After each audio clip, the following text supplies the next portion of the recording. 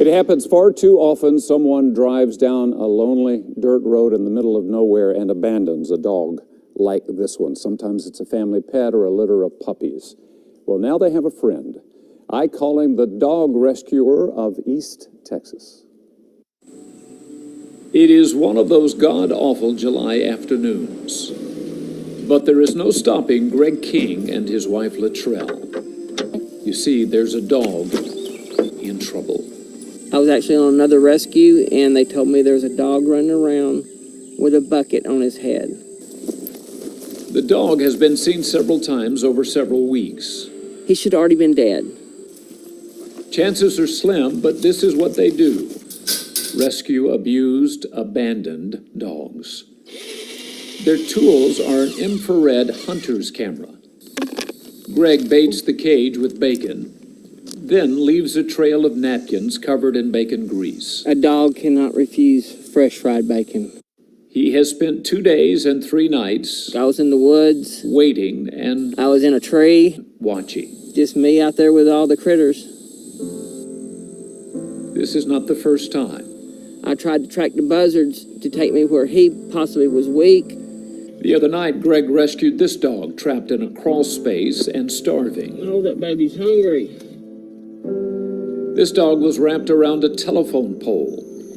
That's what I found, wrapped around a telephone pole. That is just wrong. A few weeks ago, they rescued this pitiful little girl abandoned in a hayfield. She looked so much like a puppy mill dump. Latrell's already noticed her. Her little nails were just drawn out into question marks. They see this a lot. Didn't know I was going to get you so soon, but... Victims of puppy mills. She may have lived in a cage all her life. They have lived their entire lives in tiny cages and filthy conditions. And it's a mama's nature to keep their cage clean, and so they eat all the feces, and it rots out their jaws and their teeth. And just to keep her cage clean? Yes. It gets worse. This dog was shot through the jaw and left for dead. There were 9 dogs that had been shot. Cope was the only one that survived of that. Skipper was discovered limping alongside the road. She is missing part of her hind legs. They believe she was a bait dog. Is they will either throw them in a pen with fighting pit bulls to rile them up, or they let the pit bull tear them up. I think she was used to just dangle over the side and get them kind of blood frenzied so they'll fight each other, and I think they grabbed her legs and literally tore them off. Skipper gets along pretty good now.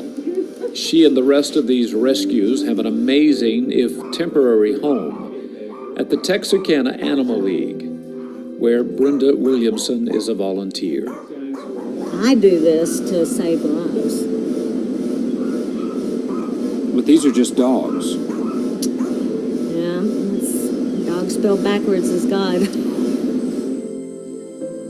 It's been 3 long days and nights, but finally. When I actually started getting close to the dog, and it was moving out fast, even if he hadn't had no food, and it was a big dog, and I just tackled him like a football player. Thank you. Oh, I'm about to cry. It's okay, baby. It's okay. We got you, honey. It's okay. And I started cutting him an air hole, and he just went limp. I thought he died right then on me. Get some oxygen in there. Oh, hi, baby. He acted like he wanted to bite me. But it's okay, baby. It's okay. They took the starving dog to Pleasant Grove Animal Hospital. A few days later, Cheeto, named after the bucket wrapped around his head for weeks, is given a new home at the Animal League in Texarkana. His story hits social media, and the gifts begin. It is all the way from England. So I hope it brings comfort and warmth, hugs and kisses, Tina. It seems Cheeto was not alone in those woods. Greg discovered 3 of her puppies. 2 of them are headed to a new home in New England. Greg and Latrell still visit Cheeto, and they have adopted Cope, the one left to die, now fully alive. Skipper is hoping for a new home, though content in Brenda's lap for now.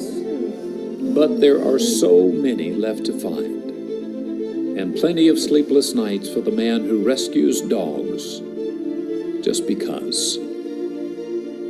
It may not make a difference in the world, to save one dog, but I guarantee you for that one dog you save, it makes a world of a difference to it.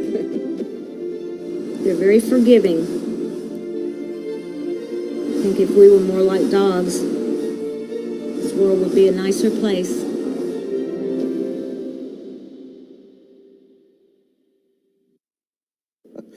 Amen to that, Brenda. If we were more like dogs, the world would be a nicer place. We have them with us this morning on the set. There's Brenda over there with Yodi. Is that right? That's right. Yodi. This is, of course, Greg with Cope, who they have adopted. And this is Latrell, Greg's wife, who has... This is Princess. Yes. She was the puppy mill dog that you guys discovered in the hayfield. Yes. And, of course, I've got Skipper in my arms here. Very quickly, if someone wants to help, wants to be a part of your organization, wants to help out in any way, or wants to adopt all of these or one or two of these little sweet little things, what do they need to do? You can apply to adopt any of these except Cope at texarkanaanimalleague.org. And also the 3 puppies, Cheeto and the mama dog and 3 puppies were dumped at the same time. Right. The mama dog was rescued first. Right. And we're fostering Cheeto's puppies, and you can apply to adopt one of them at PAWS, P-A-W-S, newengland.com. But I want to mention, this is Skipper. She is an absolute doll. Yodi is a doll. Princess is a doll. They are amazing. And thank you for what you do, folks. They are saving dogs all over the Arklatex. Gotta love these folks, because there's nothing like a dog. Nobody will love you like a dog will. And we're going to have more news right after this break. The very first St. Jude Dream Home was built